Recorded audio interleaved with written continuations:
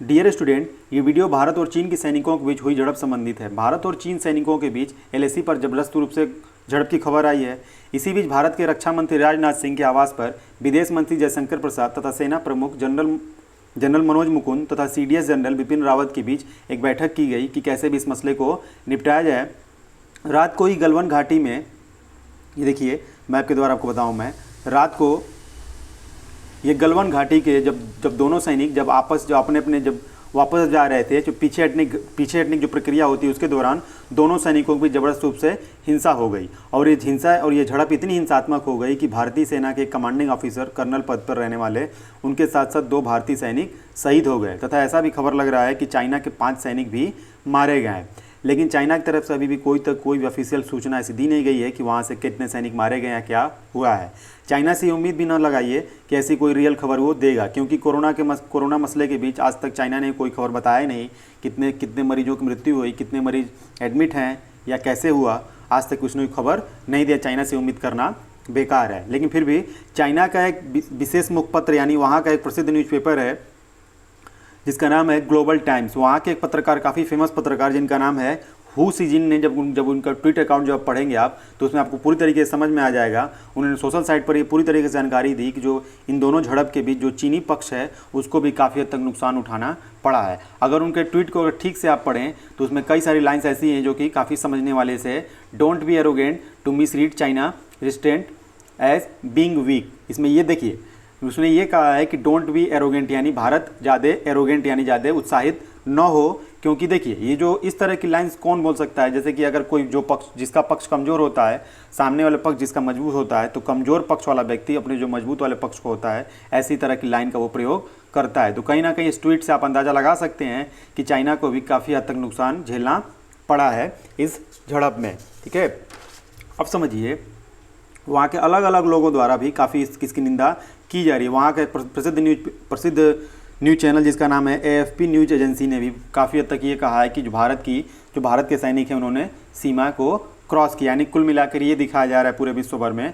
कि भारत ने इस विवाद को बढ़ाया है, चाइना की तरफ से ऐसा किया जा रहा है। ठीक, अब समझिए भारतीय चीन जो नियंत्रण रेखा है, दोनों देशों के जवानों के बीच धक्का मुक्की कोई नई बात नहीं। ऐसा नहीं कि सिर्फ पहली बार हुआ है, लेकिन दोनों देशों के बीच पिछले कई सारे दशकों से इस बात का पूरी तरीके से ध्यान रखा जा रहा है कि झड़प तो होती है लेकिन कोई भी जान माल का कोई भी नुकसान नहीं होता है। ठीक है, लेकिन सोमवार को गलवान के बीच जो घटना हुई इसमें काफ़ी हद तक नुकसान हुआ है, जान की काफ़ी नुकसान हुआ है। इससे पहले अगर बात की जाए झड़प की, तो इससे पहले भारत और चीन के बीच कई सारे मसले हुए, लेकिन अगर हत्या की मौत की बात आती है तो 1975 में क्या हुआ था, 45 साल पहले 1975 में चीनी सैनिकों ने भारत की सीमा पर जो भारत के जो असम राइफल्स के जवान थे, यानी जो पैरामिलिट्री जो असम राइफल्स हैं, उन जवानों को जो जवान थे उनके ऊपर चाइना के सैनिक पूरी तरीके से घात लगा कर बैठे थे। और इसी भी जब वो घात लगा कर बैठे तो उन्होंने भारत के सैनिकों को अचानक अटैक कर दिया, जिसमें 1975 में भारत के 4 सैनिक शहीद हो गए। ठीक है, तो इसके यानी 1975 के बाद 45 साल के बाद इस तरह कोई घटना हुई है जिसमें भारत और चाइना के सैनिकों की मृत्यु हुई है। तो कहीं ना कहीं ये घटना काफ़ी बड़ी, इसको छोटी घटना आप मत मानिए।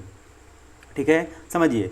अब ये देखिए कि अब ऐसा कहा जा रहा है कि इसमें कोई भी गोली देखिए जो झड़प हुई है इसमें कोई भी गोली बारूद का या कोई बंदूक या कोई भी इस तरीके की मशीनों का प्रयोग नहीं किया गया, यानी सिर्फ हाथापाई से हुई झड़प है। सोचिए अगर हाथापाई से सिर्फ भारत के 3 जवान और चाइना के 5 जवान अगर मृत्यु हो जाती थी कितनी बड़ी, अगर हाथों से ये झड़प हुआ है, छोटे मोटे हथियारों से हुआ है, तो काफ़ी बड़ी ये झड़प मानी जा सकती है। तो आप समझिए, देखिए अगर फ्यूचर की अगर बात किया जाए तो अब जो भारत और चीन का जो बॉर्डर होगा वो काफ़ी स्थिति उसकी बदल गई होगी।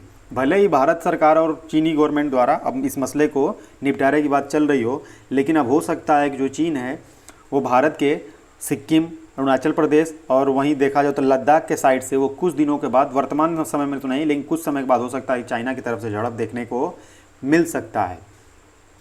तो अब अगर इसका देखिए, अब देखा जाए कि अब इसका ग्लोबली रूप से क्या प्रभाव पड़ सकता है, वैश्विक नज़र में इसका क्या प्रभाव पड़ सकता है। तो समझिए, देखिए इसका सबसे बड़ा जो असर होगा, हो सकता है कि अमेरिका इस पर श्योर ही कमेंट करे, क्योंकि वहाँ पे अक्टूबर से नवंबर के बीच वहाँ पे इलेक्शंस होने हैं और अगर डोनाल्ड ट्रंप की अगर बात की जाए तो इस समय पूरे विश्व में सबसे कमज़ोर प्रधानमंत्री के रूप में उनका चेहरा सामने आया है। अगर उनके इंटरनेशनल रिलेशन और साथ ही साथ उनके इंटरनल रिलेशन की अगर बात की जाए तो इनकी काफ़ी स्थिति उनकी ख़राब है, ठीक है।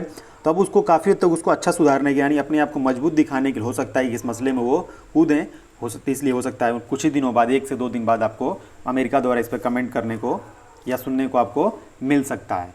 अगर देखा जाए तो ये तो हुई पूरी विश्व की बात। अगर देखा जाए भारत के नज़रिए से कि भारत को क्या करना चाहिए, भारत क्या करे, तो भारत के नज़रिए से अगर देखा जाए तो जो वेस्टर्न कंट्री है इस घटना से, जो वेस्टर्न कंट्री वो तो काफ़ी खुश होंगे, क्योंकि 2 एशियाई देश जो पड़ोसी देश हैं वो आपस में अगर लड़ें तो वेस्टर्न कंट्री काफ़ी उनके लिए अच्छी बात होगी, वो खुश होंगे, ठीक है। तो अब देखना ये पड़ेगा कि भारत इस टाइम भारत के साथ साथ जो चीन है वो किस तरह का रवैया अपनाता है। अगर देखिए इस समय भारत और चीन की स्थिति खुद ही खराब है पेंडेमिक की वजह से।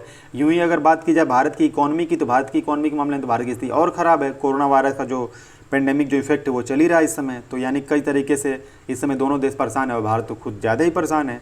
तो भारत ही गवर्नमेंट को, भारत सरकार को चारों तरफ निगाह दौड़ाकर काफ़ी सोच समझकर इस मसले को निपटारा करना चाहिए। उम्मीद लास्ट में यही की जा रही है कि इस मसले को दोनों देश आपसी बातचीत से इस पूरे मसले को आराम से सुलझा लेंगे। तो अभी तक की मिली जानकारी से आधारित ये पूरा ये वीडियो था। आगे जो भी जानकारी मिलेगी आपको बताई जाएगी। आई होप आपको बहुत कुछ समझ में आया होगा ये मसला।